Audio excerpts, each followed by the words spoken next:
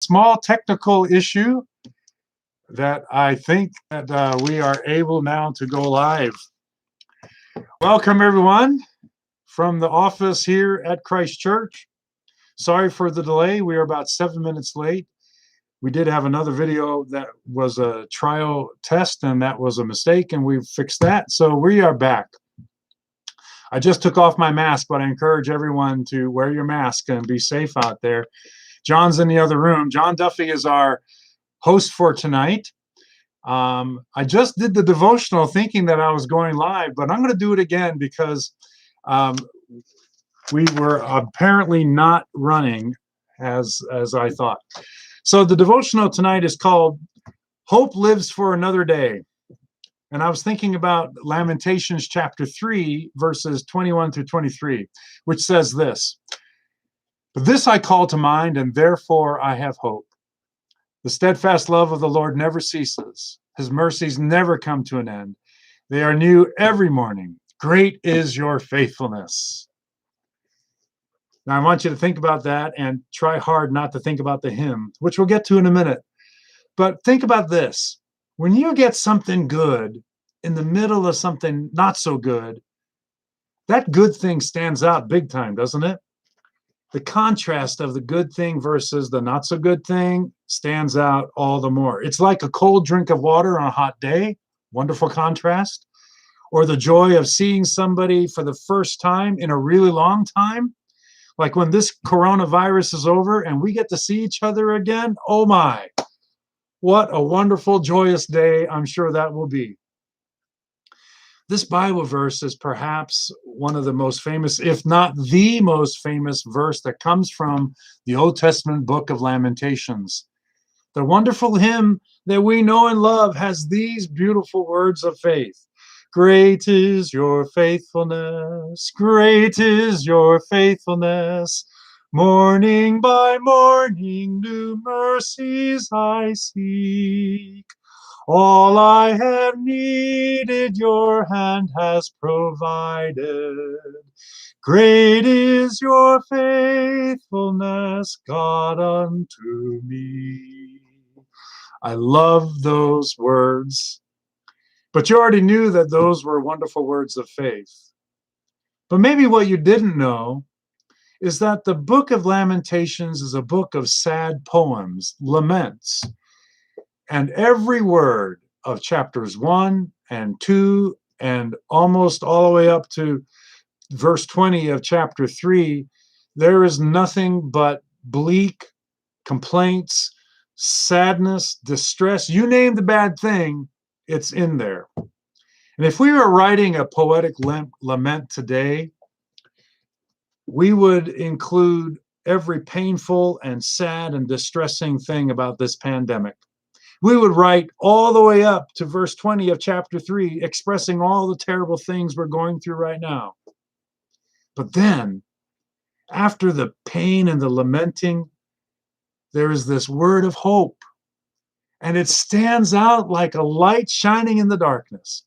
We are urged to call this sense of hope into our minds during this crisis. That God is completely faithful, that God's love never stops, that God's mercies are always present, and we can trust in God morning after morning, day after day, night after night. When the Spirit of God stirs our hearts, we act. And when we act, we can see God's love and mercy present and active, new again. Like when a grocery store card was given from our church to a family, it benefited that family for about a month. What's new and it's good is that when that family was able, they turned it right around and paid it forward, saying to me, "Galen, use this card for someone else in need." What a marvelous action of God's steadfast love and mercy. In the middle of desperate times, such an act like that, I think, stands out as a brilliant light of that steadfast love never ceasing, of God's mercies becoming new again in the morning. And hope lives for another day. You pray with me, please. May your great and faithful love and tender mercies, O God, stand out like shining lights in our crisis-filled world. May we ever have hope in you. Amen. All right, welcome everyone. I'm Pastor Galen, serving here at Christ Church as the pastor of our church. And I welcome you to this edition of What's Happening Among Us on May 6, 2020. And it gives me great pleasure to introduce to you a friend of mine, a member of our congregation, John Duffy. John has been part of our church for a lot of years. He has helped us in several capacities. He served on the 275th anniversary committee. He's been part of Hartman Center's ministries. So without further ado, he's going to take over from here. John Duffy, everybody. Come on in, John. Ugh. This is a chair made for a much taller man, but I will do my best. How's everybody doing? It's good to be. It feels so good to be here. So I get to talk about the announcements, see what's going on, some events. I'm going to read this off paper like Walter Cronkite, if you don't mind. So Sunday, May 10th, that's this coming Sunday, 9 a.m., we have our Faith Formation online class for adults via Zoom. It's led by Jeff McLeod. And we have a second Faith Formation class on Tuesday, May 12th. So what happens is we use this scripted curriculum called the Wired Word, if you hadn't heard of it. It usually comes with 2 suggested areas of conversation. And we typically do one on Sunday, and now we're doing a second one on Tuesday. That way, everybody gets to talk about what's interested to them. And it's a fascinating way to stay connected and stay in touch and talk about the things that matter to us at this time. In addition, wonderful discussions of faith and spirituality in light of our current event crisis. Faith Formation online for middle school youth is at 9 a.m.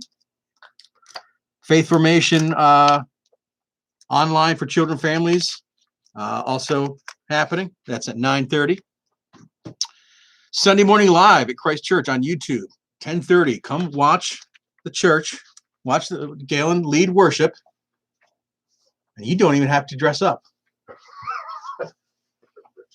Church in sweatpants. Haven't you always wanted that? It's here now. Sunday morning worship at Christ Church is, for the time being, as you know, going to stay live on YouTube only. Worship May 10th and 17th will be broadcast on our YouTube channel, this channel where you're right now, 10:30. All our upcoming worship services are going to stay online until consistory develops a restart process. That's obviously going to be governed by the experts, what local officials are saying and doing. And we will make sure that you have at least a 2 to 3 week advance in any major changes in the schedule. So not going to spring that on you. You won't have to suddenly get ready to come to church. I know we're all desperate to want to come back. Next Wednesday, Jeremy Wills is going to be Wells. Did I say that wrong? I'm sorry, Jeremy. It was my own handwriting. Is going to be joining us for the What's Happening, sitting in this chair right now, doing what I'm doing. Feel free to consider this segment as the interactive live part of the broadcast. You can interact by using the YouTube chat feature. You can also text Galen's cell phone, 717-329-2938, or you can call on their church phone. The lines are open now. We have no operators, though, so we're going to have to do it ourselves. It's Galen. Galen is standing by. Call now. All right.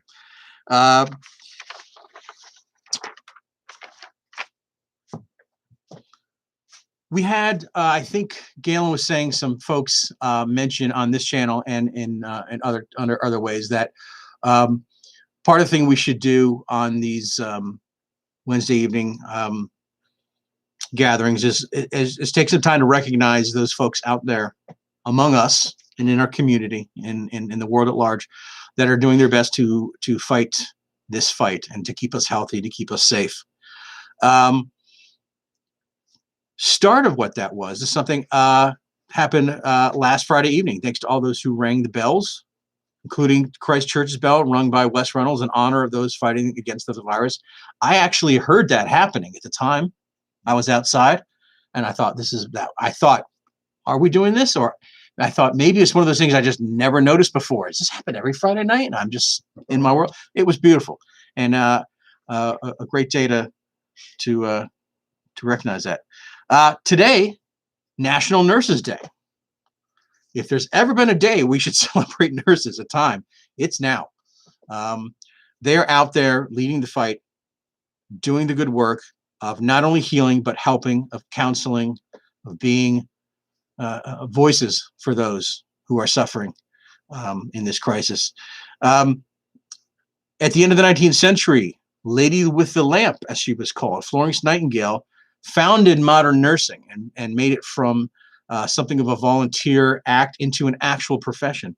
Thanks to her strict use of hand washing and hygiene practices while caring for wounded soldiers during the Crimean War, she was able, and her helpers, reduce the death rate from 42% to 2% among wounded soldiers. It was revolutionary, ushering in modern nursing as we know it today. On May 6th, we recognize the important role nurses play in our lives by celebrating National Nurses Day, especially for all the dangerous work each one of them is doing on the front lines now. I have the fortune of knowing quite a few people in healthcare, quite a few nurses. Many of the parents of my students are nursing or in nursing assistants, and I'm not a fan of making war analogies at a time like this. But if it's appropriate to say we're at a war with a virus, these people are taking the fight to the virus for us, and they deserve every amount of praise we can give them. Tomorrow night, Thursday night, May 7th at 7 p.m., we're asking you to set aside 7 minutes to pray for our nation and the nations of the world as we fight this COVID-19 virus.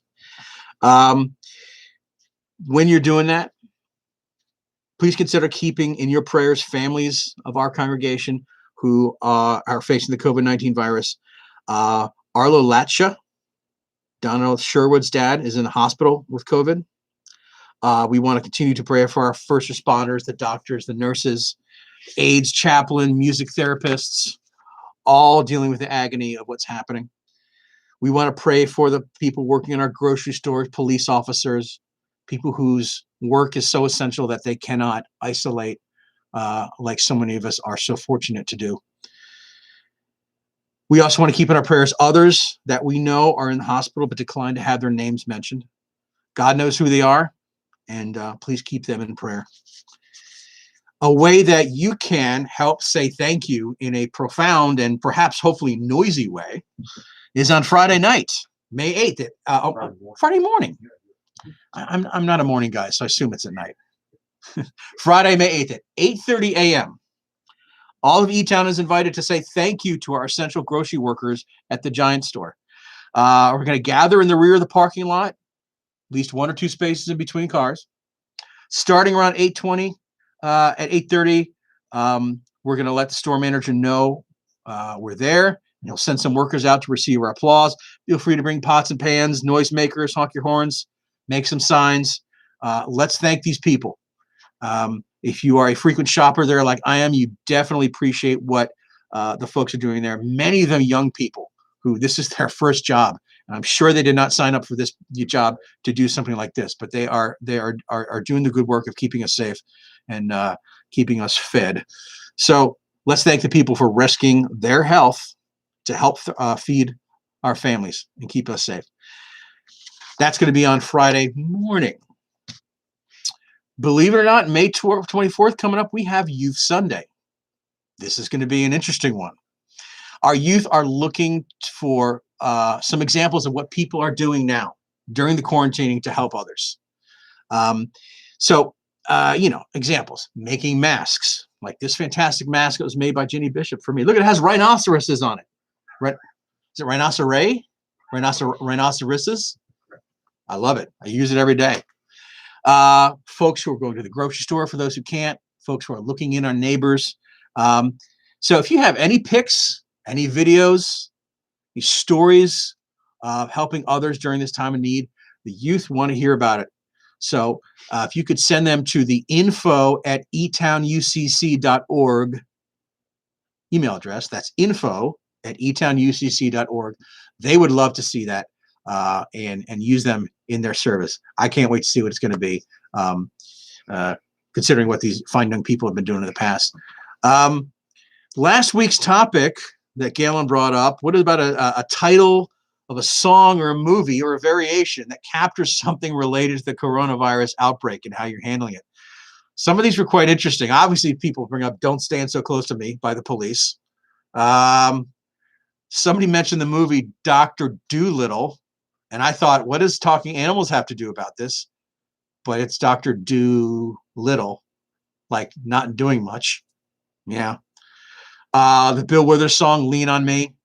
Bill Withers actually passed not long ago, not from corona, but his music and his song is really, his song "Lean on Me" and his song "Lovely Day." I know people are playing it as a way to celebrate. Elise Eckenrode mentioned "Don't Cry" by Asia. I actually had the interviewing Steve Howe of Asia. So, yeah, the lyric "Don't cry now that I found you." And Elise writes, "I thought about finding God in the midst of all this." That's an interesting way of looking at that. Never thought of the lyric that way. Bill LaSalle mentions Escape from San Quentin. That's just a fantastic movie. Any of those escape movies, Escape from LA, good. Oh yeah. Dale Meese mentions Shawshank Redemption. Great movie. That's one of those movies that no matter what you're doing, you click on it, you sit and you watch the whole thing. There's only some movies. Yeah, Shawshank is that for me. Rich Calbert, going old school with Neil Diamond, Brother Love's Traveling Salvation Show. Wow, deep cut. Ginny Bishop mentions The Twilight Zone. Oh yeah, we are in the Twilight Zone. I'm remembering particularly the episode, I think it's called Monsters Come to Main Street, where these people in this nice suburban town see their lights starting to flicker, and some people's lights are on, some people's lights are off, people's cars start, and then they just start turning on each other. And it turns out these aliens are sitting above saying, all you got to do is mess with their power and watch them. So, thankfully we have not devolved into that yet. But take away people's toilet paper, man. We might get crazy. Joan Carroll, "Let It Be" by the Beatles. Can't go wrong with that. Tanya Reynolds, "My Sharona." Why? Is it just because it rhymes with Corona? I don't know. Dale Meese, "We Are One in the Spirit." Excellent song. It's hard to it's hard to think of ourselves as being one right now, but we maintain closest to the Spirit of God, we do remain as one. I thought I'd like to add to this list. There's a fantastic song by a guy named Bruce Cockburn, Canadian songwriter. The song is called "Wondering Where the Lions Are." It is a fantastic song. It's beautiful. I listen to it pretty much every day of my life. It's all about finding the beauty in the subtle, unexpected parts of life. And it repeats the line that there's a finger of some kind pointed toward eternity, and I'm living in this ecstasy. It's a beautiful song. "Wondering Where the Lions Are," Bruce Cockburn. Look that up. That's my tip for you. Tonight's topic that I'm going to talk about is about hope. And it just so happened that when Gail and I were talking about what to talk about tonight, I just kind of was talking about what I've been up to and mentioned that over this weekend I planted a garden. And I don't know where the line comes from, but I read somewhere that if you plant a garden, you're planting hope. It's an act of hope. And I didn't think about that while I was knee deep in the dirt, sweating, doing that. But the more I thought about it, and the more I worked on it, I decided I think it is an act of hope. I've lived in the apartment I'm in right now for about 15 years. Behind the building, there's a little space, that green space, before you get to that barn/garage that every older house in E-Town has, right? And a few years ago, I noticed there was a garden there. And I think the folks who maintain that moved out. And I just happened to be back there taking out my trash. And I called up my landlord and said, "Is anybody doing anything with this?" He says, "No, have at it." As if a challenge to me. And so I spent most of Saturday, most of Sunday weeding, preparing soil, getting plants in, fertilizing, cleaning it up. Mind you, this is land that I don't own, so I'm investing a lot into this. And after a while, I thought, why am I doing this? Sure, I'll get some vegetables this summer. And we can share it with other folks in the building. I told my other neighbors, yeah, sure, have at it. Have at the herbs. You guys want some space? Plant some stuff. A teacher friend of mine dropped off some irises and took some hostas. By the way, if anybody wants hostas, hit me up. I can hook you up with a few. They're growing nuts back there. Mm-hmm. After a while, I thought maybe this is an act of penance I'm doing. I'm doing hard work because for 5 weeks now, I've been basically teaching in my sweatpants, not having to leave, living this luxurious life that I'm fortunate enough to be able to do and not have to work in all this. Maybe it was something about my deep Irish coal miner heritage that if I don't hurt, I'm not working hard enough. I don't know. But the more I thought about it, I think I've come to the conclusion that it was a reaction to perhaps the anxiety of this time. And that maybe getting knee deep in dirt and sweating and getting a sore back was my way of creating hope. So maybe it's sometimes hope is something we have to find. We have to make it. It's given to us by God, but sometimes we have to create it for ourselves and for each other. I had really looked forward this summer, being a full-time teacher for the first time, to be able to go up to Hartman Center and spend a lot of time up there working with the kids, which I've done for the last couple of years, teaching archery, helping out. I've been involved with the advisory council there for a couple of years.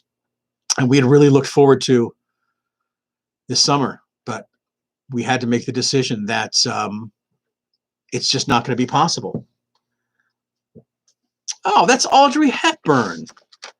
To plant a garden is to believe in tomorrow. Okay, all right, I messed that up a little bit. Sorry, Audrey Hepburn.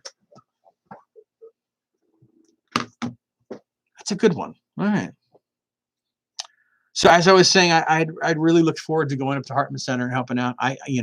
My faith was very much formed and informed by my summers at camp, and I really enjoyed participating in that with the young people. And we had to cancel. And at that time, we kind of understood that this is something that young people look forward to. We mark our time by things that we look forward to, things we have to do to get to the things we want to do.